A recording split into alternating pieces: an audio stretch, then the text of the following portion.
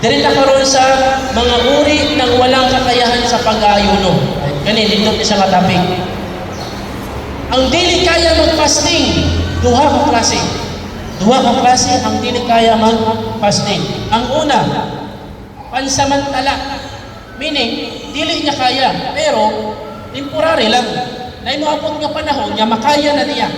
Kung sa example ala, na nagdilantan, na sakit, o di kaya buros nga babay, o di kaya nagpatidin nga babay.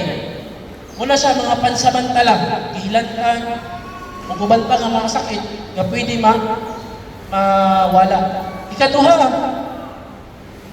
panghabang buhay, nga dili na niya kaya. Example, kanang naisakit nga hangtod sa hangtod na, nga kailangan na siya maintenance kada adlaw. Para nang ako na-scope ganina, dialysis patient, or kanang naa siya sakit nga obligado jud nga pag naa siya maintenance, o kanang sakit niya dili na maayo hangtod sa kamatayon na. So kining duha ka klase nga wala kakayahan, kada usa sa ilaha na ay hatol, na ay hukom. Ato lang tao ng hukom niya, ang hatol niya. Sa kining pansamantala lang ang iyang sakit, bayaran pagkatapos ng Ramadan. So pagkahuman sa Ramadan, ang mga adlaw na wala niya napuasahan, kung 5 ka adlaw, pagkahuman sa Ramadan, siyempre kung kaya na niya, bayaran niya, magpuasa siya. Kuha na to.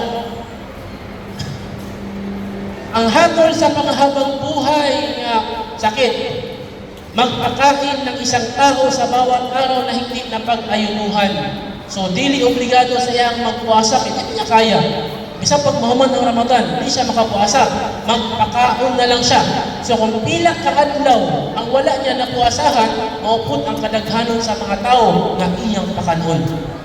Example, 30 days sa Ramadan. So, 30 ka tao, ipukon niya, mag-iyaw siyang kanding, maglungag siya, pakanon niya, kalas, humana. Nahimo na niya iyang obligasyon. Kuha na to. Sayon ra, di ba?